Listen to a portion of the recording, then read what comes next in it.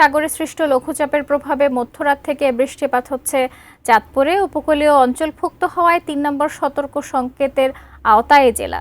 বৃষ্টিপাতের কারণে নদ নদীর পানি বৃদ্ধি পেলেও আপাতত বন্যার আশঙ্কা নেই জানিয়েছে আবহাওয়া অফিস। চাঁদপুর লঞ্চঘাট থেকে এই বিষয়ে বিস্তারিত জানাতে আমাদের সঙ্গে যুক্ত হচ্ছেন প্রতিনিধি বিল্লাল ঠালি। বিল্লাল, আবহাওয়া অফিস কি বলছেন এবং জেলা প্রশাসনের প্রস্তুতি কেমন দেখছেন জানাবেন।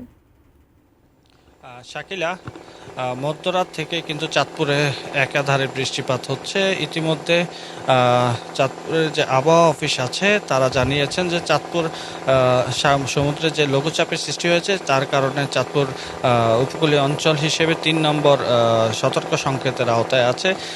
আমরা এই সকাল থেকে দেখতে পেয়েছি এইখানটাতে চাঁদপুর মুন্সিগঞ্জ রুটে ছোট ছোট যে নৌযান আছে, যাত্রীবাহী নৌযান আছে, সেটি কিন্তু চলাচল বন্ধ করে দিয়েছে নিরাপত্তার সাথে। এছাড়াও ঢাকা চাঁদপুরের সাথে যে নৌ চলাচল আছে সেটি কিন্তু স্বাভাবিক আছে, তবে যাত্রী একেবারেই কম। এছাড়াও আবহাওয়া অফিস যেটি জানিয়েছে, এই যে বৃষ্টিপাত হচ্ছে এই বৃষ্টিপাতটি স্বাভাবিক মাত্রায় আছে এখন পর্যন্ত।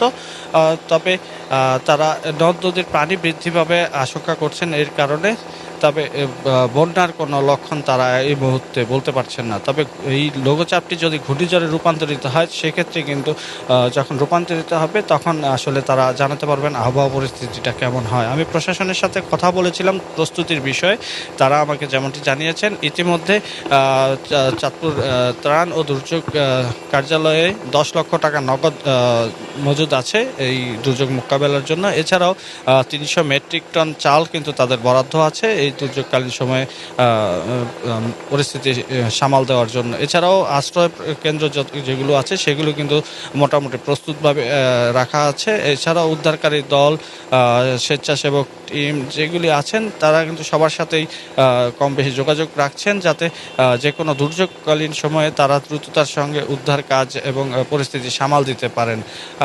এই সার্বিকভাবে বলা যায় যে চাঁদপুর জেলা প্রশাসন যেটি জানিয়েছেন যে দুর্যোগের সম্ভাবনা না থাকলেও সার্বক্ষণিক তাদের সেই নজরদারি কিন্তু আছে দুর্যোগ মোকাবেলার জন্য। শাকিলা।